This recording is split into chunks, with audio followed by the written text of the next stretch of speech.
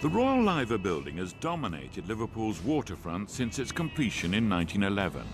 Standing guard 300 feet up are the two liver birds made of copper. They're taller than a double-decker bus. But the story of how they came to be there is as intriguing as the birds themselves. For 100 years, the creator of these enormous birds was written out of Liverpool's history. It was only recently that he was remembered and honoured by the city. It's especially strange given that the liver birds he created symbolise the spirit of Liverpool. The Royal Liver building was the tallest office building in Britain, the first skyscraper. It's a really unique building. There's nothing quite like it anywhere in the world. We wanted this to be a key focal point for people visiting the city. It was the tallest building of its time.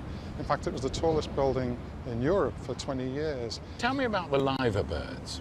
They're mythical creatures. They've been representing the city of Liverpool for many centuries. And they probably originally started off as something like an eagle. But the ones that we have today here are more like a cormorant. An eagle was first used on the Liverpool City Charter in 1207. But over the centuries, it evolved into a unique bird representing the city and its people. So the owners naturally wanted this special symbol to adorn the top of their new building. Not one, but two liver birds. One to face out to sea, guarding those departing, the other guarding the city itself. But how could they get the best possible designer for the liver birds? They decided to hold a competition, and a German craftsman, Carl Bernhard Bartels, took part. He'd enjoyed the UK so much whilst on honeymoon here, he settled in London in 1887. Tim Olden is Carl Bernhard Bartels' great-grandson. He was a sculptor by trade. He entered a carving, a wooden carving, very similar to this. And he made that? He made that. It was decided that he won. So it was that a German-born sculptor completed one of Liverpool's most famous landmarks. But he was not to enjoy the affection of the public for long. When the First World War broke out in 1914, Germans living in the UK became a target. They weren't welcome. Their businesses were looted. A lot of the German records were wiped out. Anything to do with Germany. It was a xenophobia.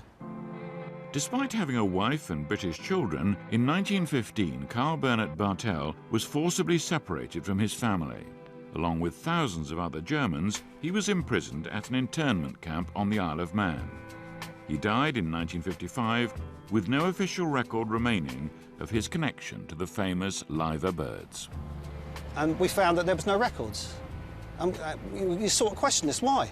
So you were determined that people would know that it was your great-grandfather who made the models for the liver birds?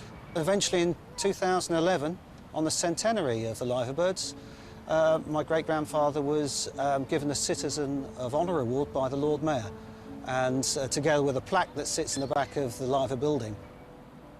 Tim has never seen his great-grandfather's work up close, so the One Show has been given special permission to launch this, an octocopter camera, which can fly right up and literally get a bird's eye view.